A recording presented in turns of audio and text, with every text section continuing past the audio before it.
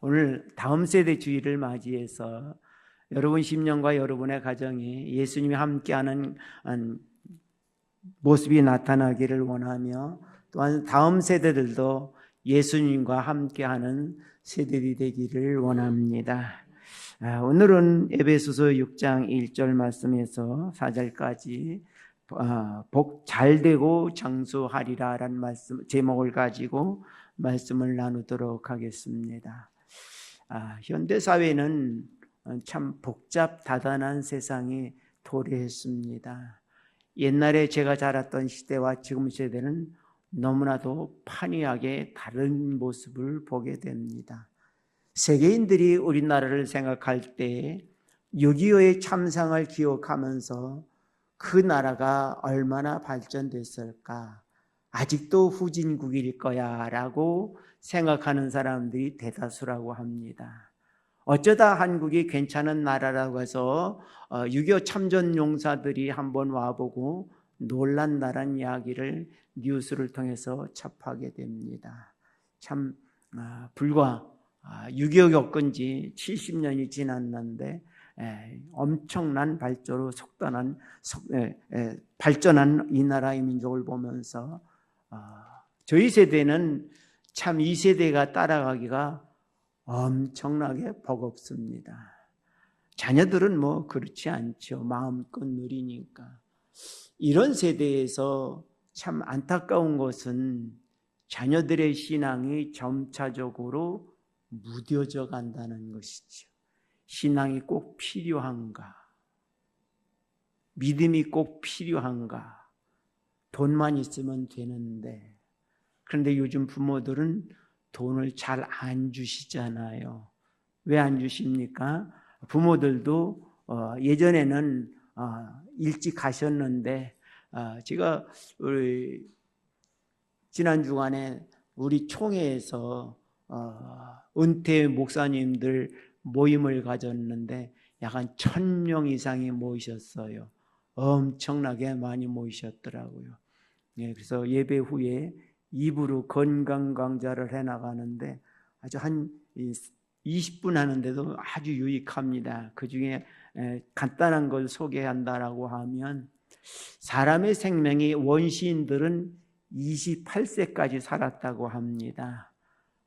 참 굉장히 짧은 삶이었죠. 그런데 불을 발견하고 나서는 수명이 펄쩍 뛰어서 40세로 올라갔다고 합니다. 그리고 더 살아가다 보니까 소금을 발견해서 10년을 누려서 50세까지 산다고 합니다. 그리고 좀 더 발전하다 보니까 비누를 발견해서 손을 씻고 오다 보니까 60세까지 살게 되더라는 것이에요. 그리고 문화가 발전되면서 지금은 100세의 시대가 되지 않았습니까?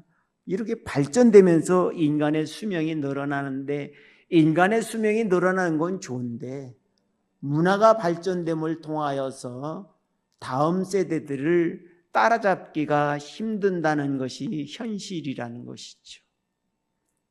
이런 시대 때 우리 부모님들이 자녀들에게 무엇을 어떻게 해야 될까가 많이 고민되는 세대인 것을 우리는 실감하게 됩니다. 우리 1절 말씀 같이 읽어보십시다. 1절 말씀 시작. 자녀들아, 주 안에서 너희 부모에게 순종하라. 이것이 옳으니라. 아멘. 자녀들은 부모에게 순종한다는 거 모르는 자녀들 없지요. 제가 어렸을 때만 해도 우리나라는 윤리의 나라이기 때문에 아주 자녀 양육하는 것이 자연스러웠는데, 이젠 윤리가 땅에 떨어지다 보니까 자녀들 양육하는 것이 상당히 난해지는 시대가 돌아온 것을 보게 됩니다. 자녀들이 부모에게 순종하는 거, 부모를 공경하는 거 아는지 모르는지 점차적으로 힘들어가는 세대인 것만은 속일 수 없는 현실인 것을 보게 됩니다. 오늘 본문의 말씀은 부모님을 공경하고 부모님에게 순종하는 것은 계명이라고까지 말씀하셨죠. 물론 10계명의 5계명에서 내 부모를 공경하라고 말씀해 주고 있습니다. 그래서 이것이 옳은 일이다. 그래서 부모님들은 자녀들에게 할 수 있는 최선의 방법이 뭐냐? 옳은 것을 가르치는 것이다. 옳은 것이 무엇입니까? 부모님만 공경하는 게 옳은 것입니까? 아니죠. 성경에 옳은 것이 많이 나와 있습니다. 그 옳은 것 중에서 부모 공경이 하나 들어가 있는 것뿐이죠. 그래서 우리 부모님들이 자녀들에게 옳은 것을 가르쳐 줄 줄 아는 부모, 굉장히 중요하죠. 그 옳은 것을 부모가 알아야 합니다. 부모 세대는 이런 것을 아는데 자녀들은 그렇지 않잖아요. 부모 세대는 자녀들이 많았습니다. 형제자매들이 많았습니다. 그러나 지금 세대에는 형제들이 많지 않잖아요.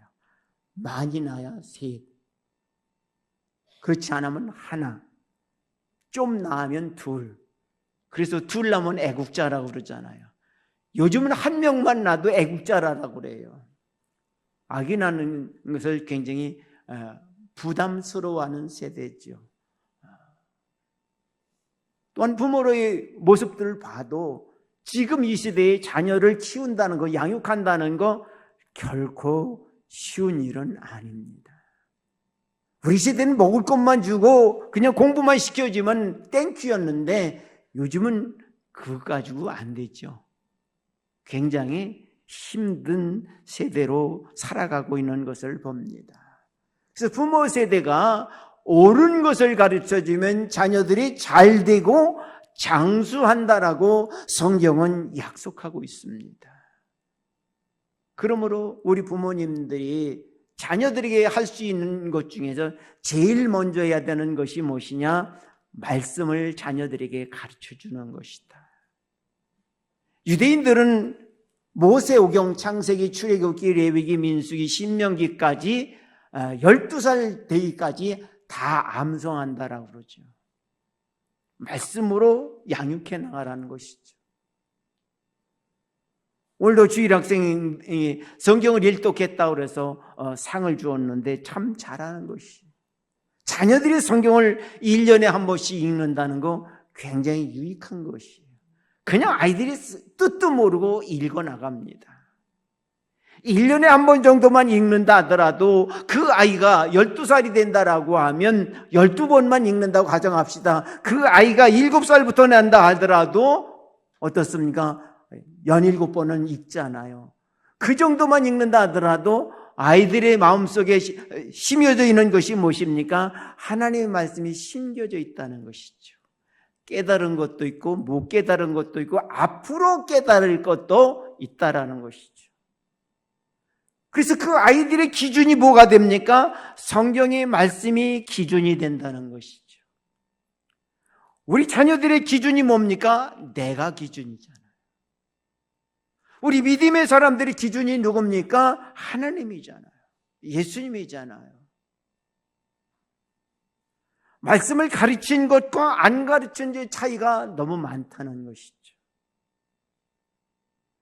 그래서 부모된 우리 부모 세대들은 자녀들에게 말씀을 가르쳐 주어서 삶의 기준이 무엇인지, 삶의 가치가 무엇인지를 가르쳐 주는 믿음의 부모님들이 되어지기를 원합니다.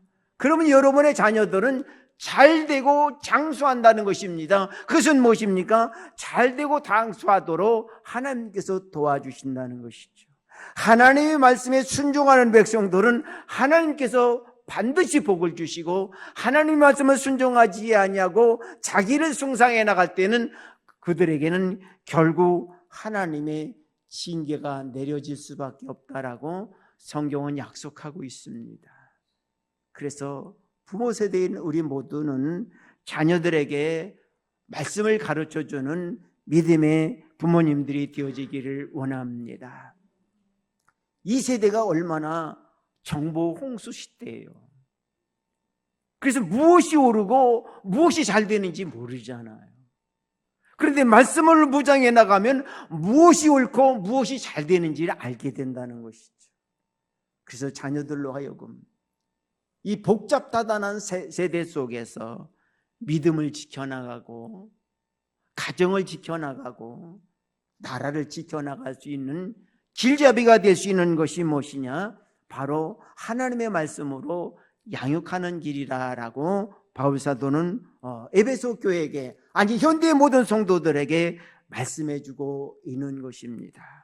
두 번째로 해야 될 것이 무엇이냐? 4절 말씀 같이 읽어보십시다. 4절 말씀 시작. 또 아비들아 너희 자녀를 노엽게 하지 말고 오직 주의 교훈과 훈계로 양육하라. 아멘. 자녀들을 할 수 있는 것은, 부모가 할 수 있는 두 번째 이것은 무엇입니까?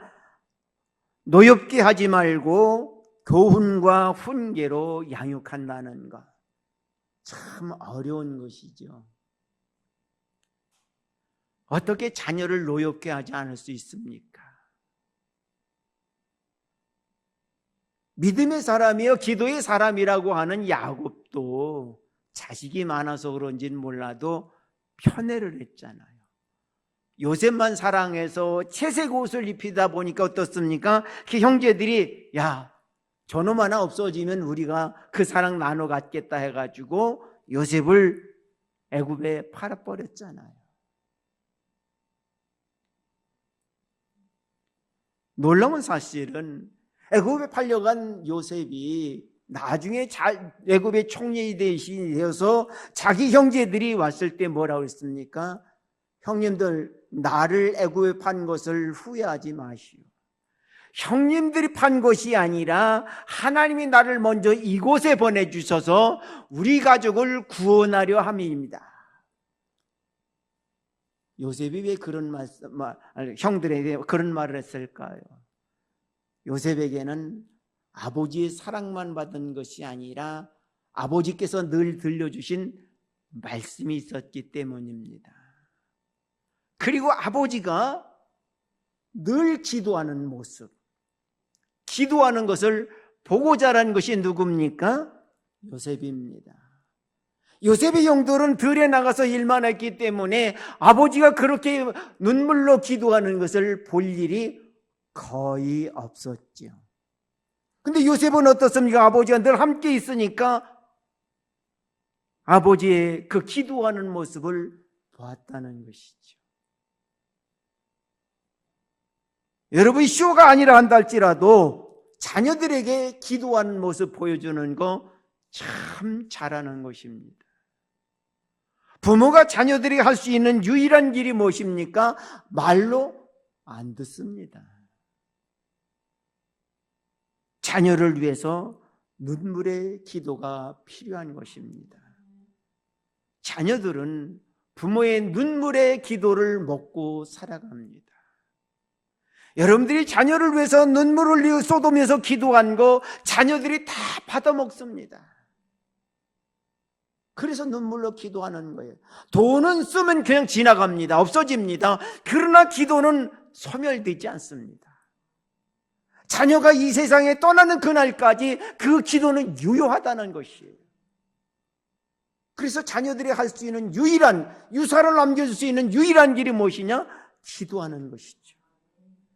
이 세상에서 가장 절실하게 기도해 줄 수 있는 것이 누굽니까?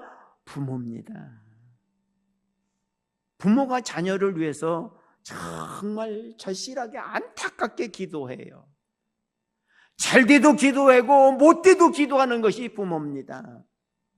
실망하는 것이 아니라 좌절하지 않고 끝까지 믿고 기도합니다. 내 자식은 돌아올 거야. 내 자식은 돌아올 거야. 그게 탕자의 비유요. 탕자가 아버지 재산 다 가지고 나서 탕진한 거 아버지는 잘 압니다. 그럼에도 불구하고 기도했습니다. 탕자가 재산을 다 탕진하고 어려움의 곤고한 일 중에 내 아버지 집엔 먹을 것이 많은데, 내 아버지 집엔 먹을 것이 많은데 그가 먹을 것만 생각했겠습니까? 아버지의 눈물 흘린 기도가 하나님께서 그 마음을 돌이키셨다는 것이죠. 하나님의 마음을 돌이킬 수 있는 것이 무엇입니까? 기도입니다. 그래서 기도하는 거예요. 어떤 사람은 기도만 다냐고 그럴지 모르지만 기도 외에는 이런 요가 나가지 않는다고 예수님 말씀하셨어요. 귀신을 쫓아내고 병을 고쳐주는 능력을 주셨건만 제자들은 기도하지 않았습니다. 왜? 예수님이 주신 능력이 있기 때문에. 능력만 믿다가 정말 위기에 봉착했을 때 그들은 믿음이 없는 모습을 보였습니다. 그래서 예수님은 제자들에게 믿음이 작은 자다라고 책망하셨습니다. 사랑하는 성도들이요, 자녀를 노엽게 할 수 있을 수밖에 없어요. 왜? 속상하니까, 말 안 들으니까. 그런다고 책망한다고 그 아이들이 마음을 돌이킵니까? 길을 돌이킵니까? 그러지 않잖아요. 자녀들의 마음을 돌이킬 수 있는 유일한 도구가 기도라는 것이죠. 그래서 자녀들을 위해서 눈물로 기도하며 믿음으로 교훈하며 훈계할 때 자녀들이 듣는 거예요. 그래서 사무엘 선지자 같은 경우는 어떻습니까? 어머니의 젖대기까지 어머니 품에 있다가 그는 성전에 가서 살았습니다. 성전에는 엘리 제사장의 두 아들이 있습니다. 성경은 그 엘리의 두 아들을 불량배라고 기록하고 있습니다. 불량배 속에 있는데 사무엘은 불량배가 되지 않았다는 거죠. 왜 그랬을까요? 어머니의 눈물 흘린 기도를 보고 자랐으니까. 그래서 사무엘 선지자는 나는 기도 쉬는 죄를 범하지 않았다라고 말년에 고백했습니다. 얼마나 어머님이 한나 엄마가 그렇게 눈물로 기도했으면 그 어린 사무엘 마음속에 박혀서 그렇구나, 기도에는 살 길이 없구나. 우리 믿음의 성도들도 날마다 자녀들을 위해서 기도하는 성도들 되어지기를 원합니다. 야곱이 어떻습니까? 베델에서 하나님을 만난 연후에 자기 유익만을 위해서 수단과 방법을 가리지 않은 야곱이었지만 베델에서 하나님을 만난 연후에 기도하는 아버지로 바뀌어졌습니다. 그래서 자기 유익을 구하지 아니하고 하나님 앞에 늘 기도하는 아버지가 되었습니다. 애굽에 가서도 자기 아들에게 축복만 한 것이 아니라 12아들에게 골고루 축복 기도를 하는데 축복 기도만 하지도 않고 저주까지 했습니다. 어떻게 부모가 자녀를 저주할 수 있을까요? 그럴 수는 없죠. 그런데 야곱은 자녀들을 저주 기도도 했습니다. 왜 그랬을까요? 그들의 미래가 보였기 때문이란 것이죠. 알았기 때문이란 거죠. 그래서 그 저주 기도를 통해서 그들이 바로 서기를 원했던 것입니다. 그래서 야곱은 깨어있는 아버지였다. 잠자는 아버지가 아니라 깨어있는 아버지였다. 자기 자녀들의 잘잘못을 기도 속에서, 축복 기도 속에서 내재하고 있던 것을 봅니다. 반면에 엘리 제사장은 어떻습니까? 하나님이 책망하셨음에도 불구하고 자녀들을 책망하지 못했습니다. 엘리 제사장은 기도하는 사람이라고 그렇게 기록되지는 않습니다. 엘리 제사장이 하나님의 책망을 듣고 자녀들을 책망했더라고 하면 자녀들이 잘 됐을 텐데 책망하지 않은 결과 그 자녀들은 모두가 다 죽임을 당하는 불행을 맛보았습니다. 사랑하는 성도들이여, 자녀를 위해서 눈물로 기도해 주세요. 그러면서 훈계하며 양육할 때 자녀들이 조금씩 듣고 돌아서게 되는 것입니다. 아무리 말로 많이 한다 할지라도 그 강팍한 자녀들의 마음은 열려지지 않아요. 강팍한 자녀들의 마음을 열릴 수 있는 유일한 모기가 하나님 앞에 눈물로 기도하는 것입니다. 어느 분은 그런 이야기 하더라고요. 하나님의 가장 약한 부분이 뭐냐? 눈물이라고. 그렇다면 우리 부모 세대가 내 자녀를 위해서 눈물로 기도한다라고 하면 하나님의 그 약한 마음이 움직여져서 자녀들의 마음을 감동시킬 겁니다. 그래서 자녀들이 믿음을 지켜 나갈 것입니다. 요즘 세대는 자녀를 책망하지 말라고 많이 이야기하죠. 학자들도 말하잖아요. 칭찬은 고래도 춤추게 한다라고 말하잖아요. 자녀들이 칭찬을 많이 하고 책망하지 말라고 하죠. 그러나 성경은 뭐라고 그럽니까? 책망은 해야 한다라고 기록하고 있습니다. 그럼 부모가 자녀들에게 책망을 한다고 듣습니까? 듣지 않죠. 부모의 책망을 들을 수 있는 것은 무엇입니까? 부모의 눈물 흘린 기도가 쌓였을 때 그 책망이 유효하다는 것이죠. 기도하지 않은 부모의 책망은 책망일 뿐이에요. 그러나 기도하는 부모의 책망은 어떻습니까? 자녀들을 유익하게 돌아설 수 있는 길잡이가 된다는 것입니다. 그래서 성경은 기도 외에는 이런 유가 나가지 않는다고 약속하고 있는 것입니다. 여러분들의 훈계, 여러분들의 교훈이 자녀들의 유하기 위해서 눈물로 기도하는 기도의 부모님들이 되어지기를 주의 이름으로 축원합니다. 그래서 여러분의 가정의 자녀들이 믿음을 지켜나가고 이 나라 이 민족이 건강하게 살아나갈 수 있는 민족이 되기를 위해서 날마다 눈물로 가족을 위해서 나라와 민족을 위해서 기도하는 주의 성도들 되어지기를 주의 이름으로 축원합니다.